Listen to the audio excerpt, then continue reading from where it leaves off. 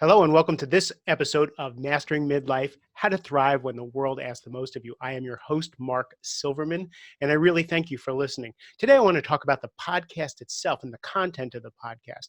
I have tons of guests who are going to come here and talk to you about ways they've dealt with issues that we all deal with. We're going to talk about sex. We're going to talk about money. We're going to talk about business. We're going to talk about mental health. We're going to talk about habits, well-being. We're going to talk about nutrition and exercise. We're going to talk about prescriptions for the things that challenge us in our lives.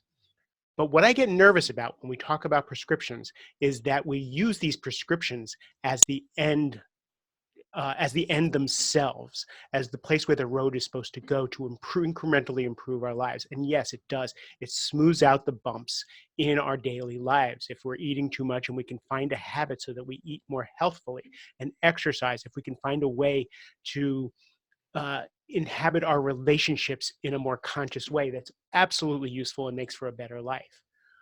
But midlife, for me, is when the noise level really turns up.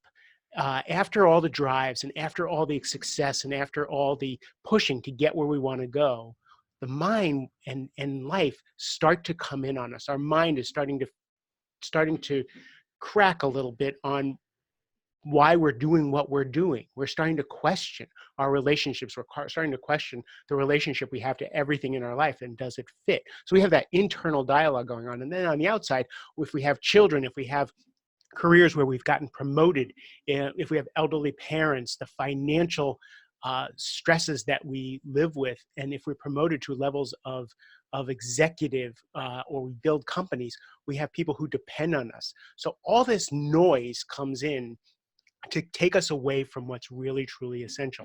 And in midlife, for me, truly essential means going inside. It means quieting down and contemplating. So when you hear all the wonderful guests that I have here, when you read your books, when you go to your workshops, yes, use all those tools. I am a big proponent of tools, but use those tools for the end, to quiet your mind, to get yourself centered so that you can get to know yourself, get to know what's important to you. Listen to that still small voice that has more wisdom in it than in any book you're ever going to read, or any workshop you're going to go to, or any podcast you're going to listen to. So I really implore you to know that these tools are all there to get you to slow down, quiet down. So meditation is a wonderful thing. And meditation is basically going to the gym for your mind, but it's also a prescription. It doesn't get to the root cause. So when you're meditating in order so you can meet yourself, so you can hear that voice. Same thing with journaling. I am a huge, huge proponent of pen and paper. I meet myself every time I do my morning pages. But if you can't do those things, absolutely grab a cup of coffee, grab a cup of tea, and sit in quiet for 5 minutes, and we'll call that meditation. Meet yourself.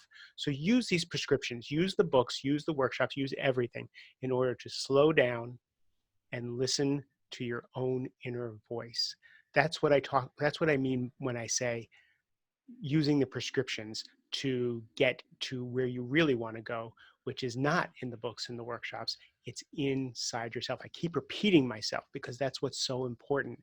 The purpose of life is really to become our best selves. And to become our best selves is to really start to know ourselves. It's scary sometimes. And that's, again, why we have the tools. That's why we get the support. It's not the easiest thing in the world. Most people don't do it. So prescriptions, great for smoothing out the life, great for midlife, great tools for learning about yourself, but not the end all.